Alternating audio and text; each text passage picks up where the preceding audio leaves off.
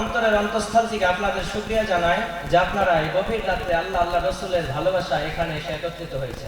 আল্লাহ তাআলা আমাদের এই ভালোবাসাকে কবুল করুক, করেন আমিন। আমাদের মেহমান একরাম, সভাপতি সাহেব যারা এসেছেন, আল্লাহ তাআলা এছাড়া আমাদের মা বোনেরা যারা শুনছেন, আল্লাহ তাআলা সকলকে কবুল করুক, করেন আমিন।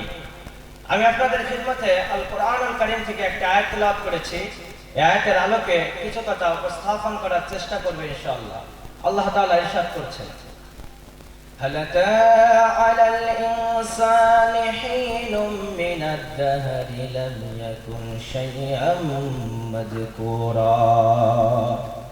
মানুষের উপর কেমন এক সময় অতিবাহিত হয়নি, মানুষের উপর কি কালের এমন এক সময় অতিবাহিত হয়নি যখন মানুষ উল্লেখযোগ্য গ্রহণযোগ্য কিছুই ছিল না।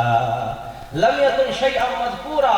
আল্লাহ তাআলা বলছেন আমাদের উপর এমন একটা সময় কেটেছে যে সময় আমরা কিছুই ছিলাম না, মানুষ বলতে কিছুই ছিল না।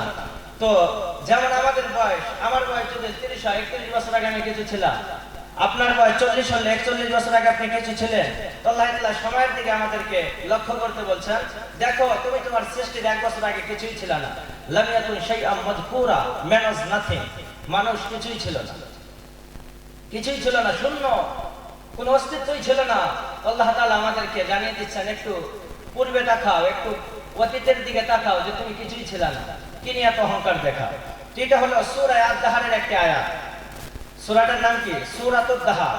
এই সূরাটা হলো কোরআনের 76তম সূরা। এই সূরার শুরুতে আল্লাহ তাআলা বয়ান করেছেন, সময়ের গুরুত্বকে বুঝিয়েছে। এইজন্য এই সূরার নাম হলো সূরাতুদ দাহর। আবার এই সূরার শুরুতে বয়ান করেছেন যে মানুষকে কিভাবে সৃষ্টি করেছেন। এইজন্য এই সূরার আরেকটা নাম হলো সূরাতুল ইনসান। আবার এই সূরাতে রব্বুল আলামিন বয়ান করেছেন